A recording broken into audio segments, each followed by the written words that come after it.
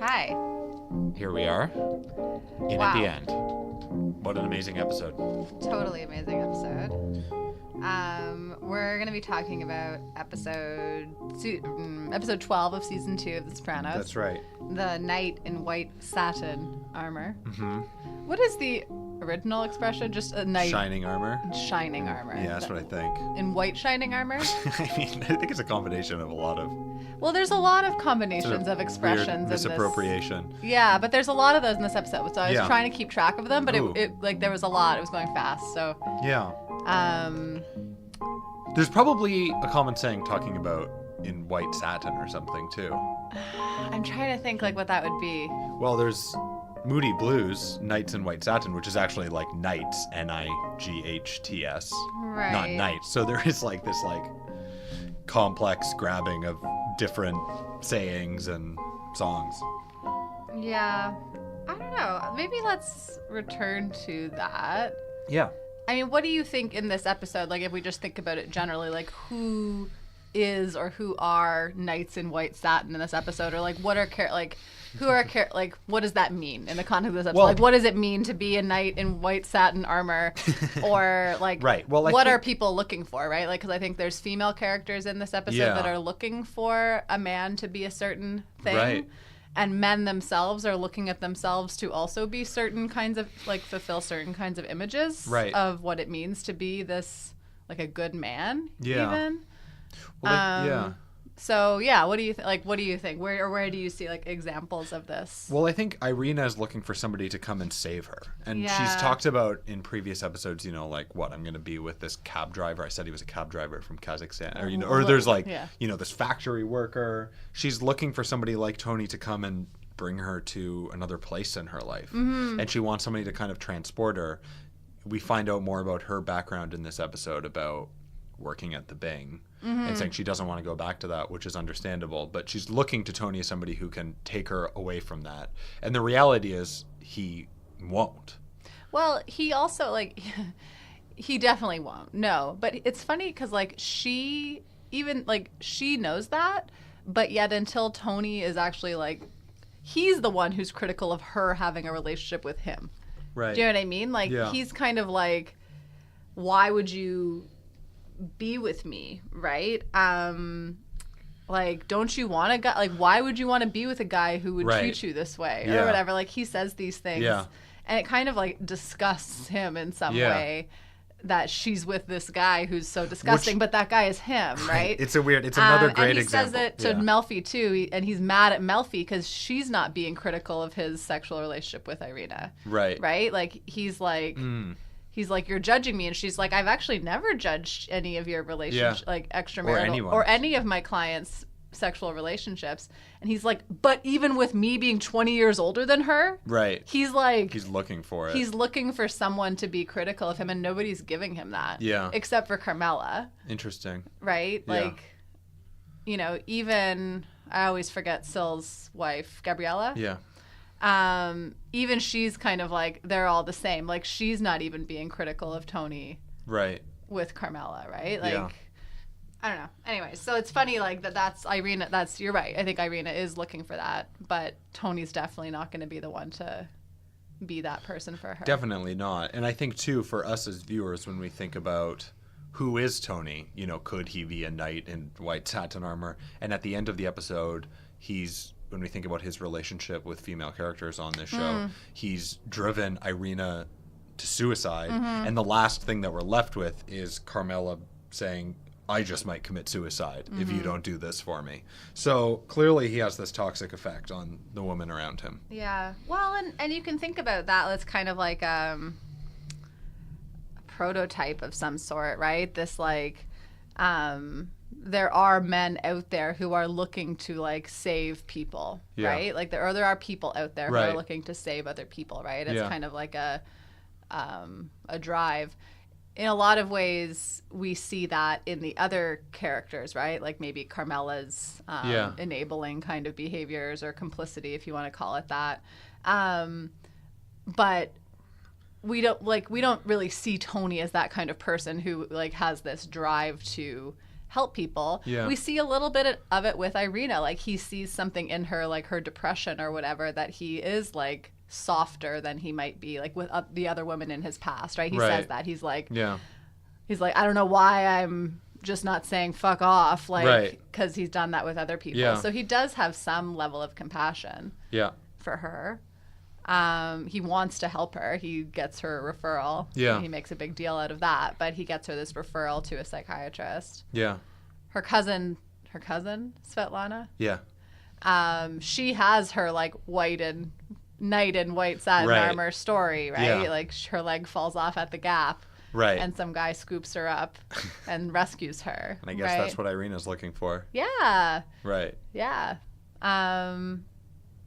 And she's like dealing with the passage of time. That's actually one of the other things that's interesting in this episode is we have a strange passage of time that like starts the episode. Yeah. We don't know how much time has passed between last episode and this episode. Clearly some time has passed because, you know, like Janice and Richie were just like going to the open house for the house. Yeah. And then suddenly they own it.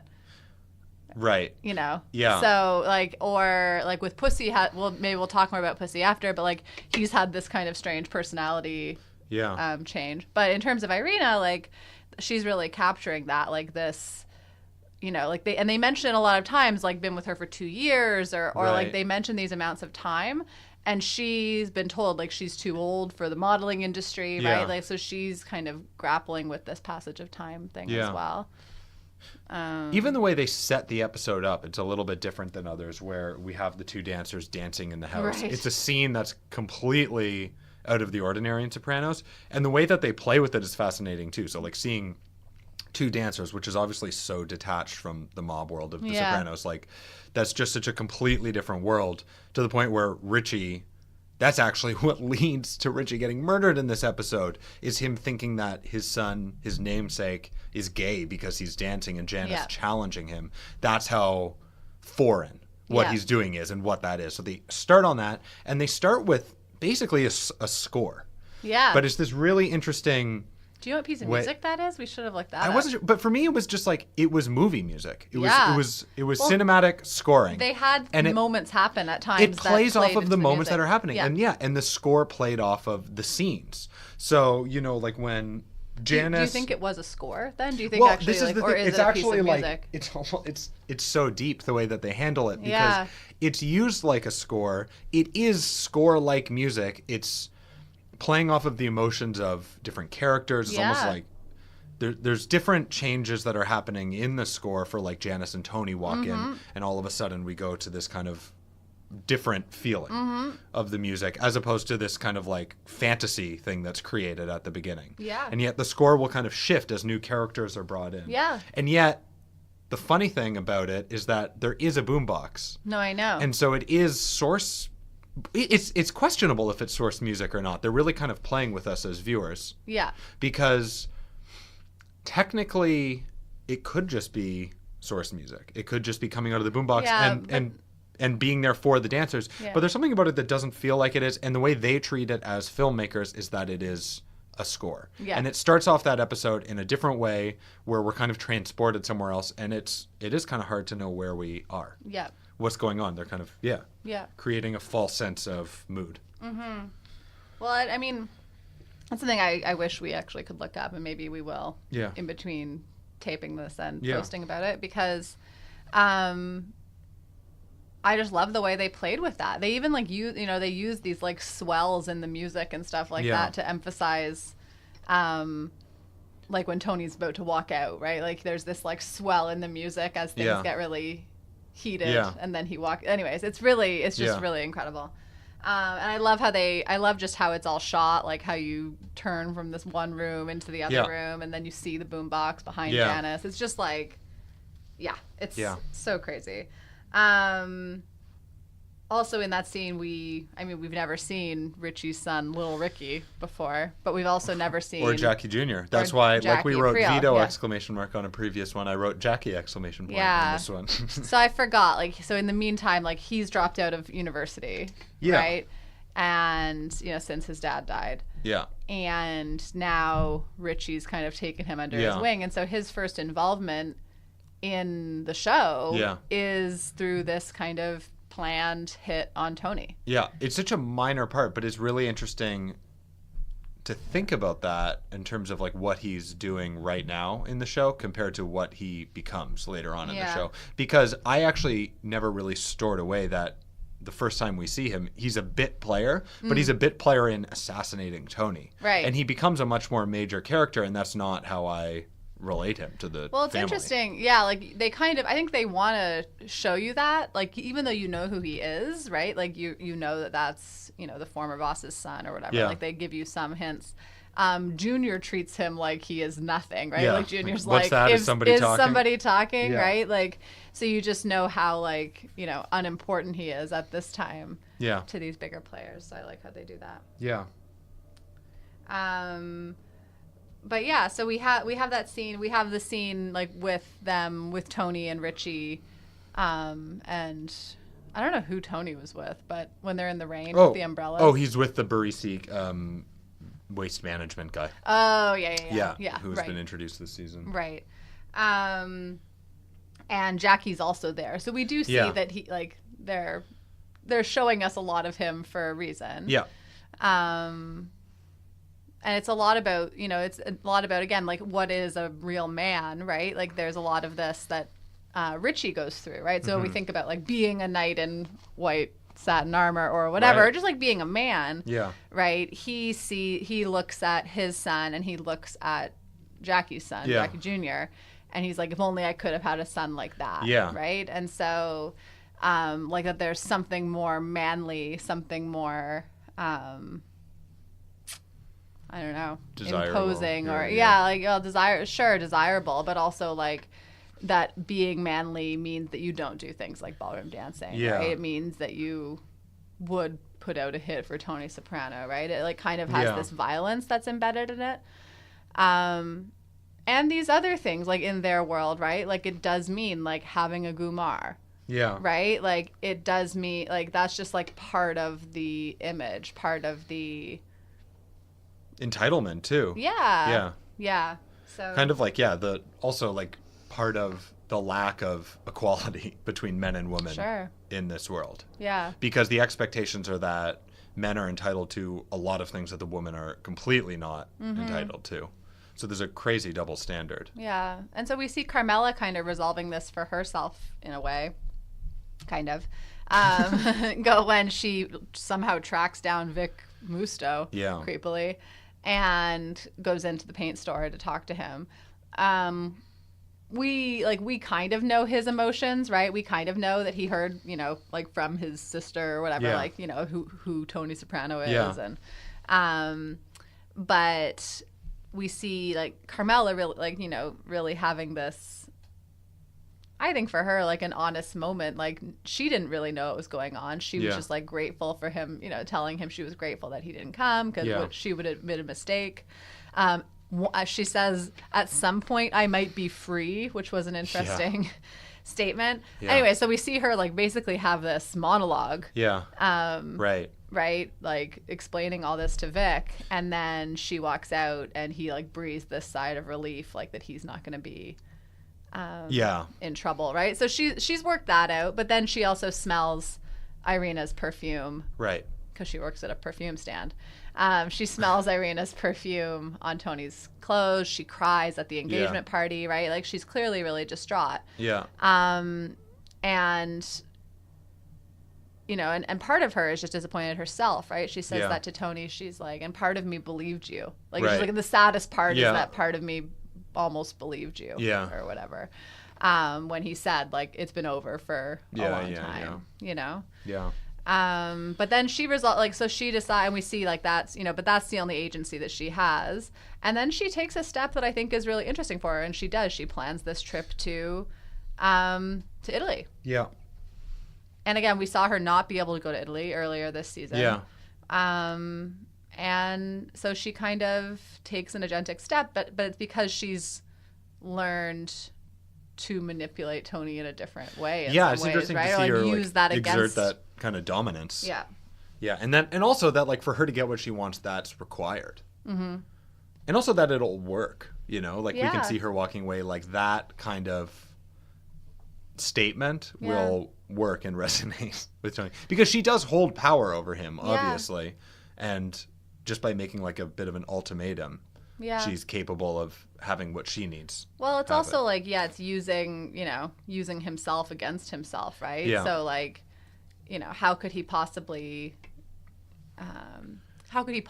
be a knight of white shining armor or whatever to Carmela if he wouldn't do the same that he did for Irina with her, right? Like,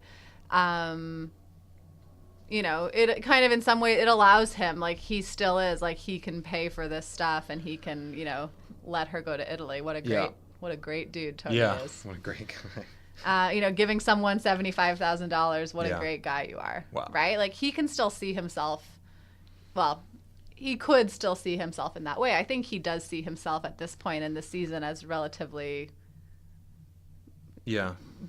disgusting and bad to be with, right? Again, kind of like I was saying before, like, he is mad at other people for not being disgusted by him and his behavior. Yeah. Right?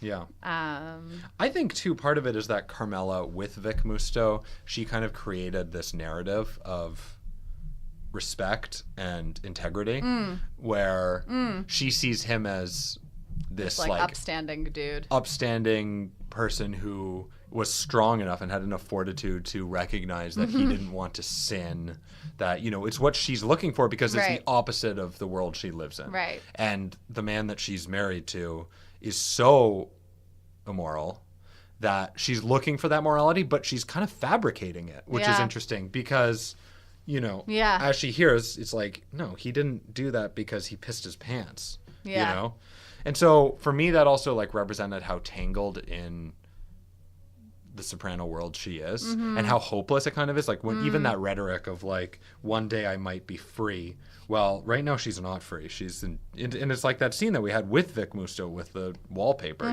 It's like she's in her own prison. She's in jail. Yeah. Yeah. I like that interpretation actually, because it is right. Like that's everyone's kind of like projecting these images onto other people that aren't necessarily true. Like Irina with Tony, like Carmela with Vic Musto. Yeah. Also, just like the regularity and Janice and Richie. Yeah, and like the kind of like expected mundane nature of them fighting. Like when they're yelling, Carmen, Tony, just like having these like epic brawls, yelling at each other, and the Polish maid is just continuing to clean in the background. She's just sweeping. Yeah, like nothing's going on. It's pretty wild. I mean, I also love the part where she's on the phone with Irina. Yeah, where Irina calls her, a bearded Polish hag. Yeah, and she's like, there's been lots before you. Yeah. Like who is this? The Russian whore? There's been many before you. Oh, God. Yeah, it's so...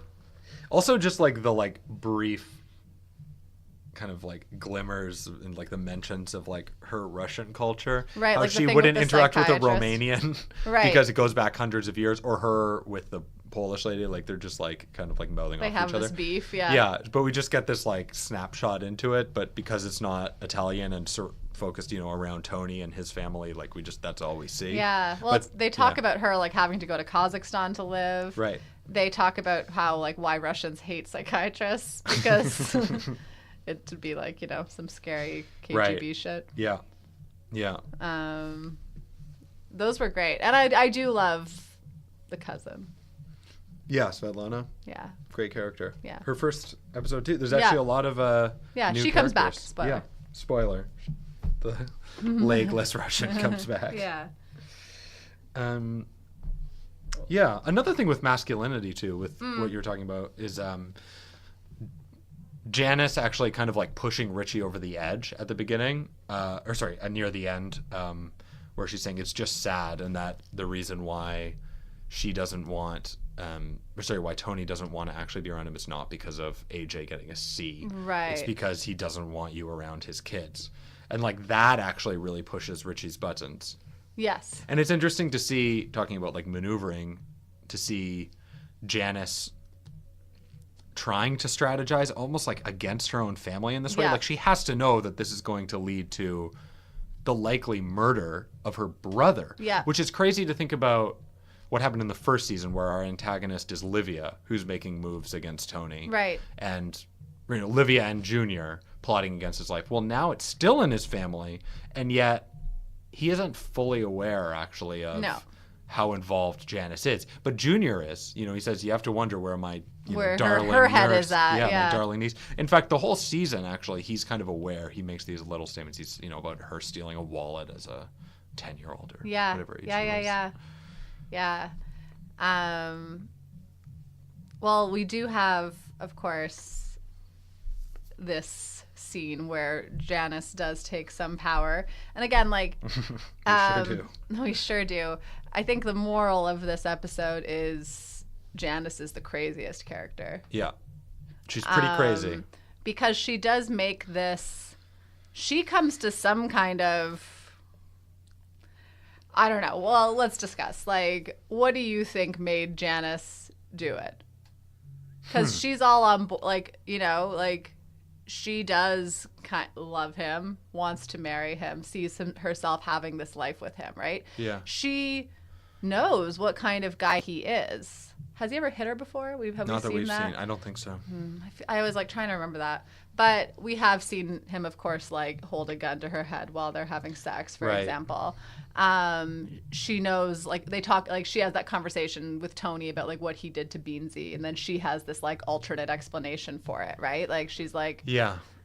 Oh, no, the transmission. Yeah, whatever it was, whatever, right? Yeah. So she's all in, right? They have this engagement party, and they both give those speeches. That scene's a great scene, too, the engagement party scene. Yeah. There's a lot going on. But they both give these speeches, right? And her saying, she never thought she was going to find someone, and she's looked everywhere. And then, this guy was really just there at home, And everyone's, crying. Some of happiness, Carmela being...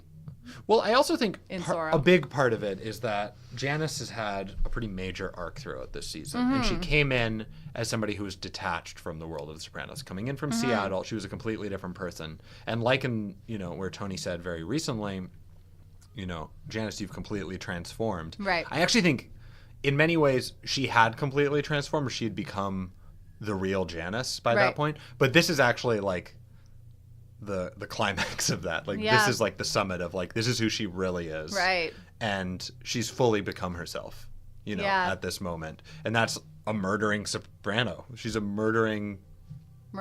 Also drugging. She's drugging her mom now. Yeah. Yeah, it's pretty extreme.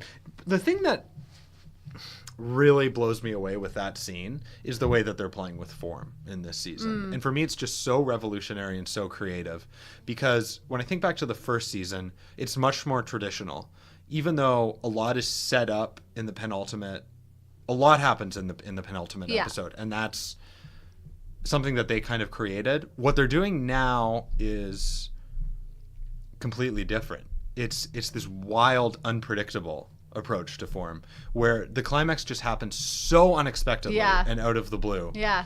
And the way that everything is going to kind of wind down is just its own kind of creative invention. And it's not typical TV narrative. No. They're not building tension and releasing it at the pivotal moments. In fact, they're actively kind of messing with that. I want to once we talk about the season finale, I want to come back and talk about these two episodes in tandem with each other. Yeah. If you don't mind. Yeah. Because I think we could look at form within the season. We can look at form within the episode itself. Because even the episode itself has this unexpected form, right? Things don't fall where you think they will. No. But nor do they within the context of the season. No. And particularly as an ending to a season, right? As some kind of conclusion. Yeah.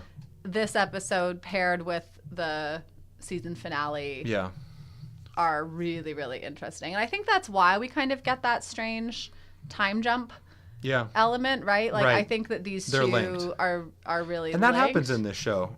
So anyways, all that to say, I want to come back to it. Yeah. But yeah, I mean, it's still, again, it's amazing, with this show, there's a lot of moments like this. There's some really notable ones where you know that this is the episode that something's going to happen in, right? Mm-hmm. We knew this was the episode where Richie was going to get shot, right? Yeah.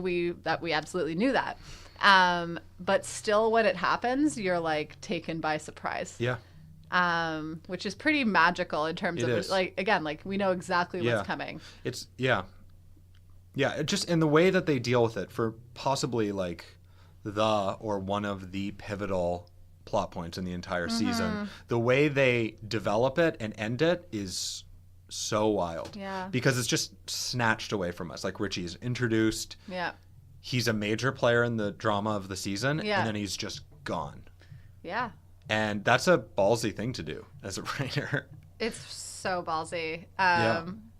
But they've think never he shied comes- away from that. I mean, this show is like, it's like a case study in ballsy moves. Yeah. Of just like trying things out and making it work. Yeah. And I think it's a great example of that. And I think it really works. Yeah. Because that's also like what brings some of the, like the verisimilitude to this show. Like the kind of like, the fact that it feels more realistic because things don't follow this like perfect TV structure. Yeah. People don't always say the right thing. In fact, they often say the wrong thing or things that are false, or even like the title of this episode, something that isn't even coming from nowhere. It's just like it's an incorrect appropriation of a phrase. Yeah. So I said I wrote down some of the other phrases Okay. that were Yeah. wrong.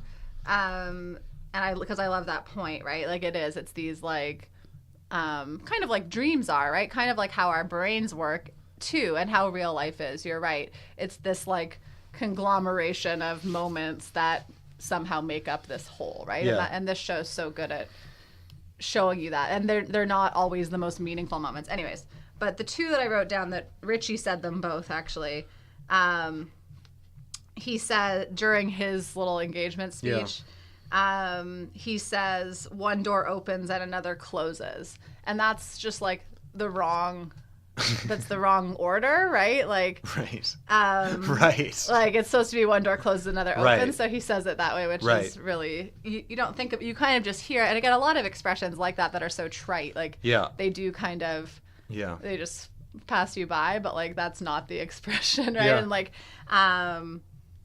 and I mean, in terms of this episode, right, for him, it kind of is like he thinks he's going to be getting all this power, right? Yeah. Like he's married. They talk about like the two families joining together. He's trying to make this huge power play. He thinks he has Junior on his side, Yeah. right? So like when one door opens, another closes Right. for him. Yeah. He never gets to achieve that. Right. Poor Richie. Poor Richie. The other one, he said it earlier. I forget exactly, but he says, all good things come to those who wait. And that's a misappropriation, I think, of like all good things come to an end. Okay.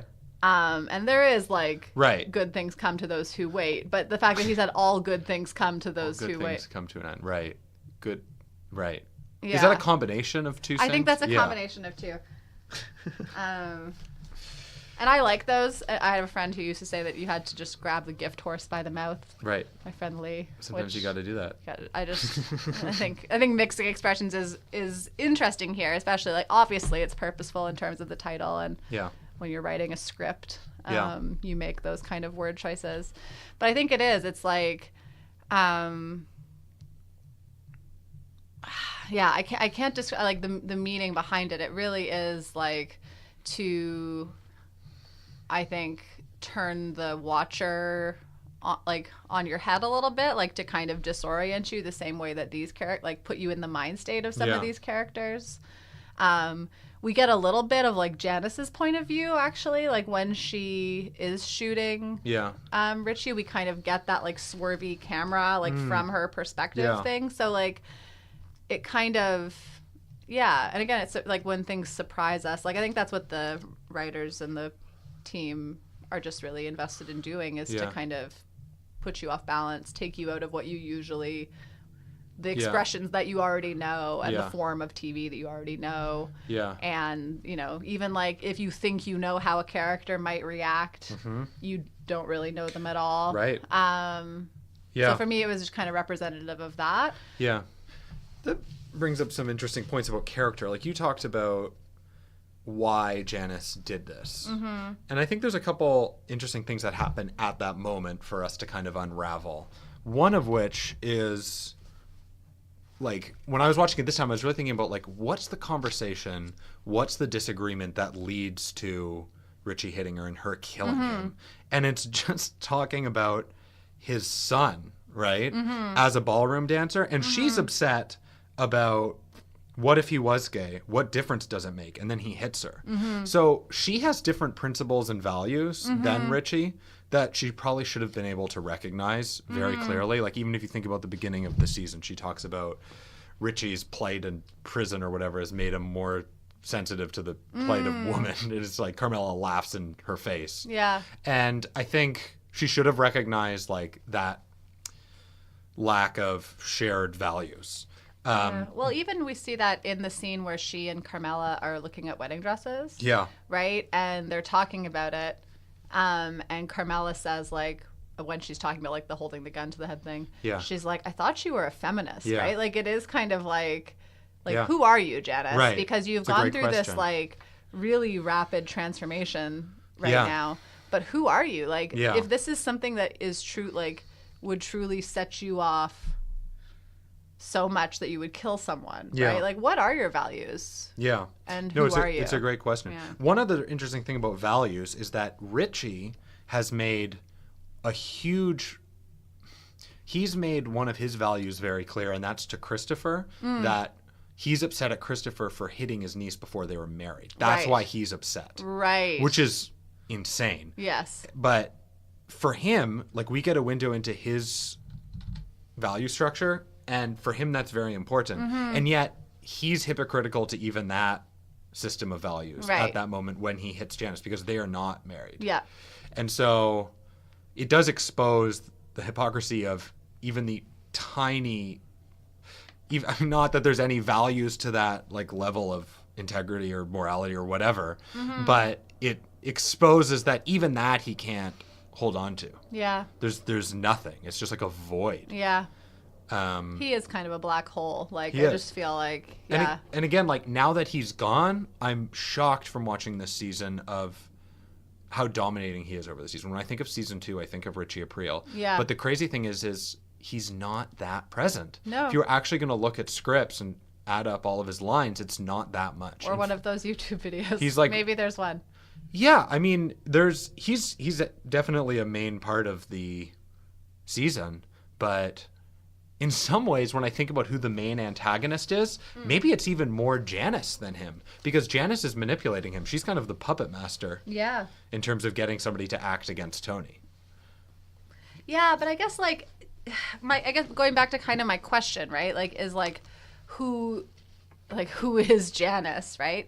Like, is she someone who would let her brother be killed, or is she not? Right? Like, because we kind of see her as being like Livia and Junior. Yeah. Right? Like, kind of like plotting this thing against their own family member. Like, is that in Janice's values? Like, could she have let that happen? Seems it to me. Seems it to me too. In the same kind of ambiguous way that it seemed like Junior and Livia could in the first season. Like, Livia, it's interesting because Livia is actually kind of the puppet master in season 1 towards Junior, who would actually act out. Again, it's like a woman who is kind of like manipulating a man to actually do the work. Yeah. And it's like Janice's mom and then Janice as daughter are the ones who are kind of like manipulating somebody within the family to actually kill somebody and change things up for their benefit. Yeah. Yeah. Yeah. No, it's pretty deep. And we see like other instances of female manipulation too. It's really it's really interesting. I don't know who Janice is. Like, there's something else there. And again, I think it does kind of go back to like when Carmela was like, I thought you were a feminist, and like Janice didn't seem to be kind of on board when like Carm said to her, like, in whatever 6 months he'll have a Gumar or whatever. Maybe it was 2 years, I forget. But like, like, is that Janice? Yeah. Is she someone who could stand by and let those kind of things go on? Right. I don't know. We'll never know. I mean, we could hypothesize about it. I thought just seeing her as a character too, like in the end where she's talking about I loved him so much. Like, Yeah. it's so crazy. I mean, she's such a complicated character and so capable of immediately compartmentalizing and like detaching herself from the realities of what just happened. I loved him so much, and you can see how she's starting to store it away. I thought actually that scene was like super funny, and it's an interesting thing, like When about they're at humor the in this bus show. station? When they're at the bus station, Yeah. and Tony says, "Oh, we buried him on a hill, surrounded by pine cones, looking over." And she's like, "You did?" He's like, "No." And Yeah. I mean, I found that really funny, but Well, that's an they interesting cut thing. him into pieces at Cetriel. Yeah, but that's an interesting thing about the way they deal with humor. So I was Yeah. watching this interview with Terrence Winter, which we can reference because it's great. There's a series of interviews that you can watch, and it really actually gives you a perspective I haven't watched them. on the writing for the show. And he talks about, he used to like write jokes. And he actually came from a background where he had been writing on a comedic show. He actually had a background where he even like studied stand-up and like put together a set. So he has like a background as like writing as a comedian. But David Chase and this show kind of like valued the importance of making a scene funny, making the absurd situation funny in and of itself. Don't write a joke that leads to a punchline. Just have a situation that is funny. And for me, that was like a perfect moment of that. Like that situation of Janice just having killed Richie, being there talking about it and like emotionally connecting with Richie and hoping that something good happened to him is one of those scenes where like this show is so funny, but it rarely tells a joke. And I feel like that's what the humor in this show is. Yeah. No, I mean, there are definitely times where we laugh during this show, right? Totally. It's not like, it's not a joke. It's not a punchline, Yeah. you know? I mean, sometimes they have jokes. Yeah. Sometimes there are jokes. Yeah. Yeah. I wanted to talk about at least two other things. Okay. And then I have some like random things. But Okay. I wanted to talk about the scene with Livia. Yeah. And I wanted to talk about the scenes with Junior. Yeah, me too. Okay. Okay, let's start. So maybe I'll start with Junior because again, he kind of like I'm finding myself questioning with Janice in this episode. I'm questioning myself, who is Junior, Right. right? And like, what does Junior stand for? And I don't know. Like again, like, we know him to be someone who was trying to kill Tony just a few months ago or whatever, right? Like, he has these Rico, Yeah. whatever they Yeah. are. He's under house arrest. With an upcoming trial. With an upcoming trial. He's old, right? We've seen him kind of like dealing with his age throughout this season. But did he really mean to manipulate Richie? And like, what did he mean when he said like, he's like kept talking about Richie, he'd be like, Richie couldn't sell it, right? Like he couldn't convince someone else to kill Tony for him. Right. And so that for Junior, like that, he was like, Richie couldn't sell it. He just couldn't sell it. He kept repeating that. Whereas he's like, Tony, he's all in his head. Yeah. Like Impulsive. He's impulsive. Selfish. Yeah. He's the one I'm going to go with. Right. And he makes that choice that's somehow better for him in the long run. Here's what I think. Yeah. I think there's a lot of this imagery of cats in his house, and we always see like this like frame picture of a cat in his house by the phone. And he also says, talked "I'm not a about, cat. I'm not a I don't cat, shit I in don't a shit in a box." box. Yeah. I think at this point, Junior is like a domesticated, neutered character. Like his power has been stripped away. He has to deal with the financial realities of dealing with this trial. And I think it's all self-preservation. He's just trying to decide how he's going to pay these bills. Like Right. we see the reality that he's in. Yeah. They're, Right. FBI experts are going to go over the cases and look for loopholes. It's going to be $400,000. Yeah. And that's just the tip of the iceberg, Yeah. dealing with this lawyer, dealing with everything. I think I Junior... like the two lawyers, sorry. Like Tony's lawyer and Junior's lawyer. I like them both. Yeah, I like them Anyways, both too. yeah. But I think he's just thinking about... I think he's largely thinking financially. Okay. I think he's thinking, how can I get the money that I need to survive this? Right. So that's where I think his decision-making comes in. And I think why didn't he pick Richie? I think he thought that it was valuable to give the information to Tony. And as we saw, the reaction by Tony was to increase his points Yeah. on the on the enterprises. Yeah. I don't know if he trusted Richie as a boss. I don't think he thought that he could carry the operation, and I think he in the same way that Tony says that dealing coke on the garbage routes was short-sighted, I think that he thought that going with Richie would probably be short-sighted. Right. I think that in the long game, we can see his approach to strategy, which he says to Bobby, like, listen up, you might learn something. Yeah. And Bobby's just But like, I'm in awe of you. Yeah. But I think he is thinking about, like, long-term, what will benefit him the most. I think it's not about his family. I don't think it's about that at all. I don't think he gives a shit that he's related to Tony. Yeah. I think if he thought that it was more beneficial to him to be with Richie, he would kill Tony. Yeah, it's funny how he like refers to family. Like he's always like my niece, my nephew. Okay, little nephew. Like he's like he like always like uses familial names. Yeah. Yeah. But yeah, I don't think he gives really any kind of fucks either. No. Nor do I. I always like again. This show is like I always forget like. I always like Junior. And I'm like, why do I like this guy? Like, he's a shitty guy. Yeah, he's a pretty like dangerous person. He's really dangerous. And sad. Also, well, yeah, I mean, even like Tony saying to Junior, you know, in that, so you're a double agent now, yeah. which obviously is that was also a funny scene. Yeah, which is obviously a play on Pussy being kind of this weird double agent character now. Yeah. But Junior is playing it multiple different ways to benefit himself. Yeah, I forgot I wanted to talk about Pussy also. Yeah. Just briefly, though.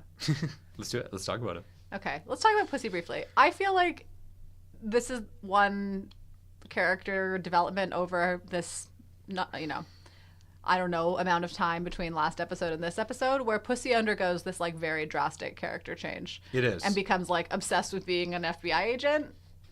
It's a little bit surprising. It's something actually, and we'll talk about it more in the next episode because it is setting up Pussy to become the center of the drama of this season. Well, I'm just like where I can say, like what's going to happen in the next episode, without any specifics, is that this season ends off with Pussy being a major part of what this season is about. Yes. And we recommend you watch the episode if you were thinking of stopping here. It's a great one. But they are like kind of like... Imagine if someone was watching and they're like, I'm going to end it on this one. I think that's, I think that's it. But, I think they're obviously like building to something. And we'll see. Upon watching this episode, it is one of the developments for a character that I do have a hard time completely buying into. It seems very sudden. And it's like also just like kind of this like weird compulsion. It's like he's like become kind of this. And he gives his rationale for it, but it just seems a little weak. It seems like a very drastic, complete transformation of a character. And I don't see his rationale for it. I don't see what he has to gain by doing that. Especially when he's being like, oh, what am I, his errand boy? Like, and he's being like. Because that's how they sell it to us. That's the rationale. And the writing is always so on point, and I always believe everything, and it's so efficient. They normally need to say almost nothing, and I believe the motives. Yeah. That one is one of the very few times in this show. And they give you a rationale. Like, and that's the thing, and you still don't really buy it. That's strong. I mean, it's just more like typical TV. Things just happen, and you take it. Yeah. But that's like what all TV is like. Yeah. But... yeah, for that, I mean, we'll see. We'll talk about it next week because he's a big part of it. Yeah. But it is very drastic. Yeah. Yeah, he's becoming a completely different character. And it is relevant to the season because this season is about can people change again. Yeah. There's a lot of talk about that, and Janice is the main character who completely transforms. Right. Like Tony says. And actually, it actually reminded me of a few things in this episode. Janice saying to Tony about Livia, she's a completely different person since they put her on Prozac. Yep. Right?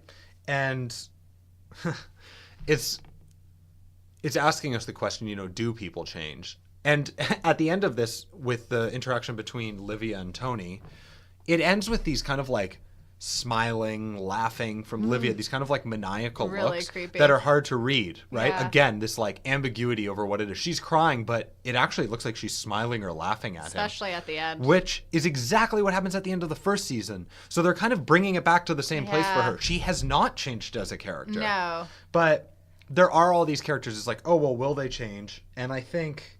well, also Tony talking to Karma about infidelity, right? Right. Like these things like, and he ends up going back to Irina. Yeah. That's been a topic in this this season. He goes So back. all these characters address these things that they want to change, need to change, and they don't. And I think that that's a fundamental central part of this show. Yeah. Characters do not change. Yeah. Even Janice, I think she changed back into what she really was from a Probably, fake. yeah. She was exactly. Parvati was never a real thing. It was never a real... it's not even a real... that's not even her real name. Yeah. Like, it was a fabrication. Yeah. And so people don't change. Wow. Yeah. No, I think you're right. And I think, like... But they're obviously examining it with They're Pussy. examining it, right? So I think, like...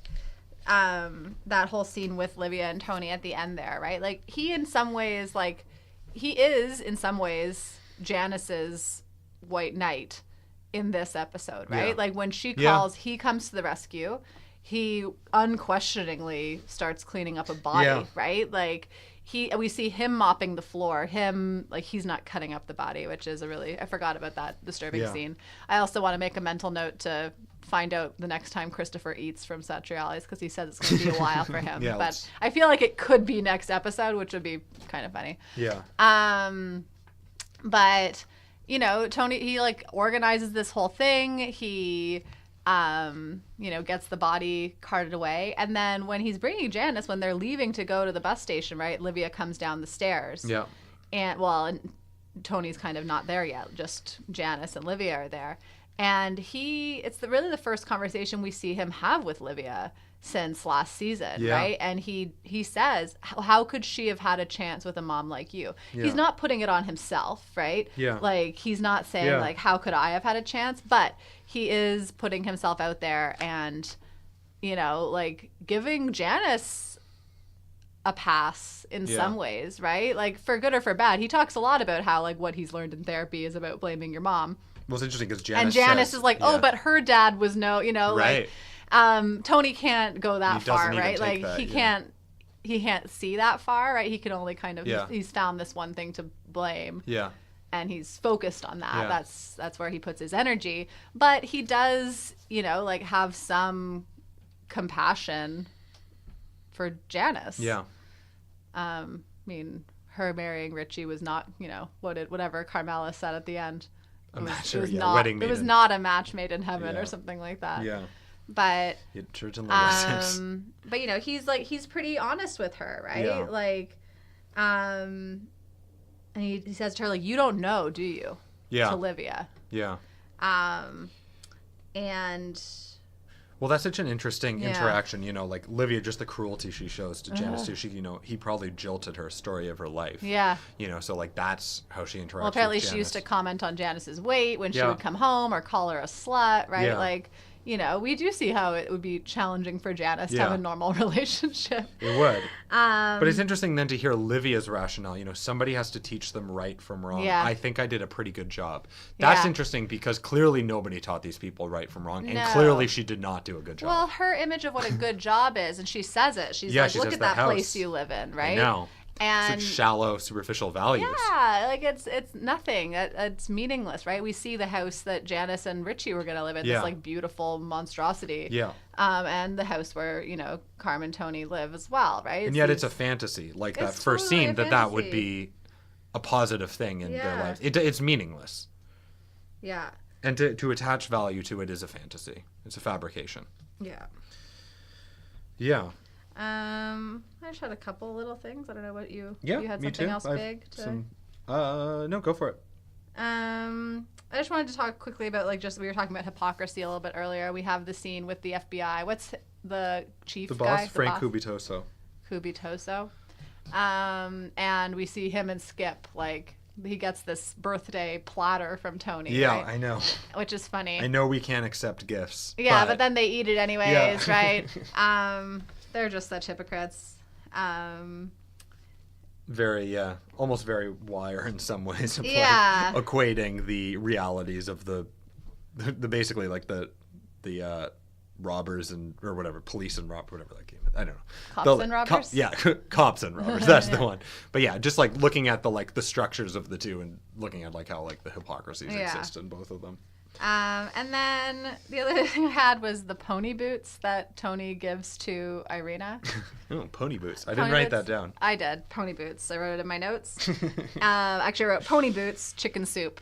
Chicken, right. But the pony boots are interesting just because of the imagery that we see regarding horses throughout the series. So I just wanted to note it in my brain. Also to look out for instances of horses, you know, as the show goes on. Yeah. But then I loved how it was kind of hopeful in some ways, like Irina talking about this limo driver guy who gave her this chicken soup book. Like, you know, she doesn't see that type of person as her knight in white shining armor, right? Like they look something different for her. They have a more masculine job. They have they have more money. They have more power, whatever it might be, right? Yeah. She's not willing to see someone who, like, you know, seems to care about her in a chicken soup for the soul kind of way, right? But I don't know. It was kind of hopeful. Yeah. I mean, in the moments where I can find hope in this show. As hopeful as Sopranos. It's as hopeful as it got. So, yeah. Yeah. I have a bunch of stray observations. Yeah, I have a sure. bunch of small things. Near the beginning, Richie, you know, saying when he's talking yelling about this country is going through boom times, there's more garbage than ever. Yeah, which is something, you know, we've talked about before, like these characters like making their lives on garbage. Yeah. Which is it's interesting to see like all these characters, looking at like the boom is when garbage is Garbage is up. Yeah. Garbage is up. Which really is, that's their existence. Yeah. Well, we have that scene with Christopher, like in Christopher's office, right? When Pussy comes weirdly to his office, and he's talking about, oh yeah, we sold robot, whatever it was. Yeah. The Robotrix or whatever it was. Yeah. And now we're doing this South American whatever, right? Like that they're just like basically dealing garbage. Something that doesn't even work. Totally. I have a few things. Pussy going to meet Christopher, which is interesting because we know that he's wired up, right? He was talking to Skip, and you know the way that he talks about the Scavino bust out with Tony. Tony's like kind of a pro, but when he goes to talk to Christopher, he's so loose about talking about the Robistic scam. He just lays out the entire scam. Yeah. He just like, that's the scene with Christopher in this. It's just like he says what it is. He's like, oh, do you want in? Like these are the numbers. This is how much you'll make. This is what it costs. It's just like funny to see like the way the characters are playing their hand and possibly implicating themselves, knowing that Pussy is wired and reporting this information. We have the David Hockney showing up again between Irina and Tony in her room, and I feel like that big splash. It's not a David Hockney, but it looks like a David Hockney. Oh right, I guess she doesn't have an original David Hockney piece, but the one that looks like it. But for me, it's different. Like that was in the episode with Jackie Aprile dying. Yeah. And it was like this, you know, he's there, but he's not there. Yeah. Then we can see. But there was something there, too, for me about, like, Tony's there, but he's not there. Like, he's disappearing. So it took on kind of, like, a different meaning. Yeah. What would I be if I didn't talk a little bit about colors? Because I wasn't going to. What about when Carmela and Tony were on the couch at the end? You know, I wasn't even going to go there. I just wrote down, I couldn't even help it on a few of them. Okay. But I've been, you know, I'll just let it go because I've talked a lot about it. No, it's your thing. That's my thing. What a thing. But there was a few interesting ones. So like Carmela pulling the clothes out that she smells the perfume on, this like all black thing with all the whites in the hamper. And then we go up, and I wrote down Livia, but I'm pretty positive I didn't mean that. I meant Janice, I think, is wearing all black. So it's like, again, her transformation to the mob, and like they are often wearing these like dark or gray colors from the more colorful ones. Except we also see her in that wedding dress.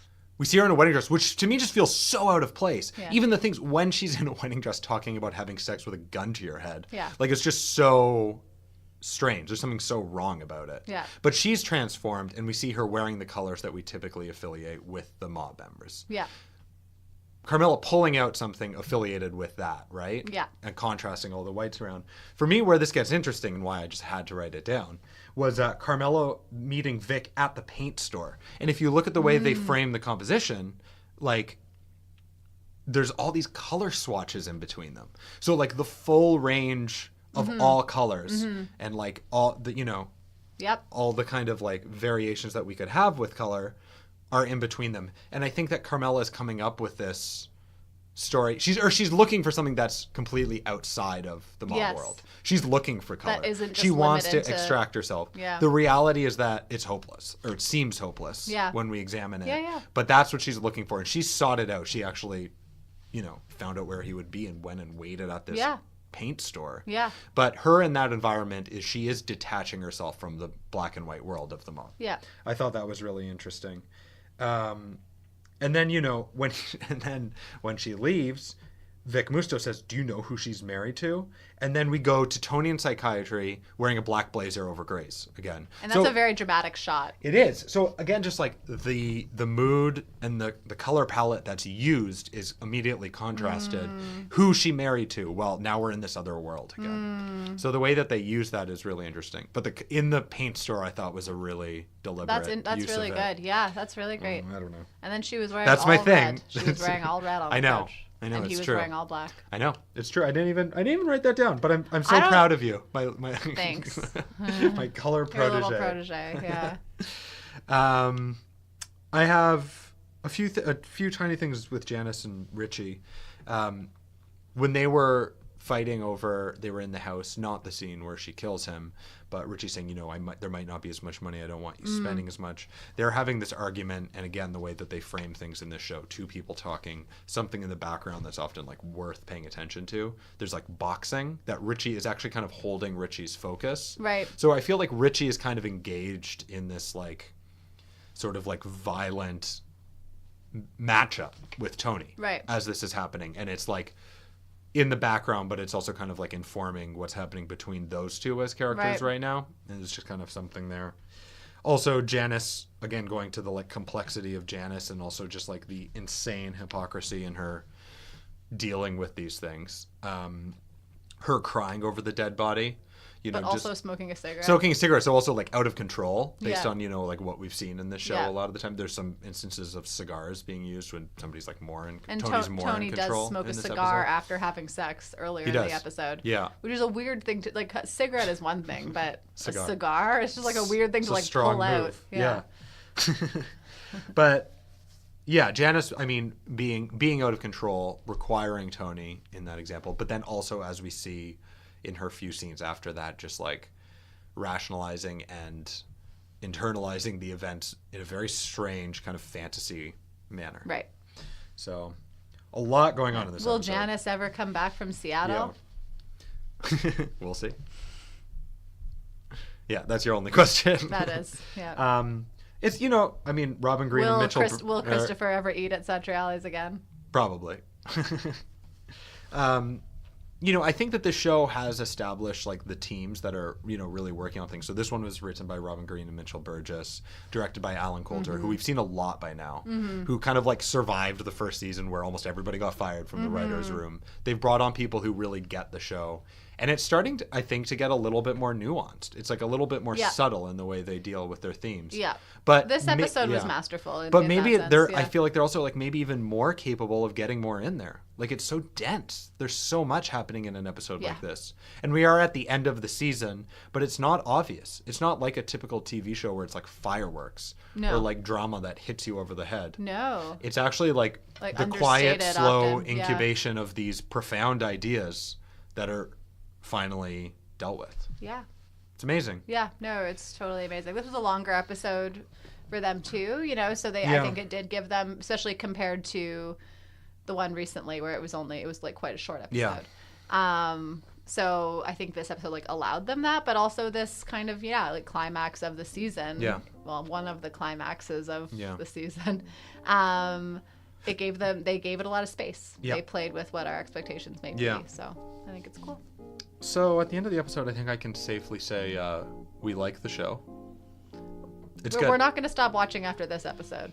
Oh, I actually kind of thought I was You done. were done. Yeah. I thought this would just be your podcast from now on. That would be good.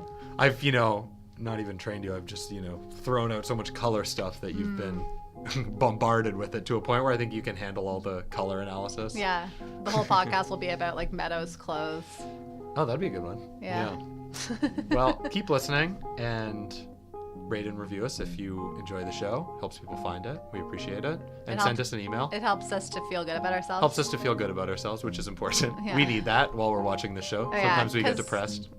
We forget every time that around now we show. just start to see life really in a different In way. a very bleak, big nothing kind of way. Yeah, so we need, your ratings and reviews. Yep, that's the only thing that's going to keep us going. Yeah, So please help us. particularly Alex. Particularly me. I need this. Yeah, I need this very badly. okay. Bye. I need this.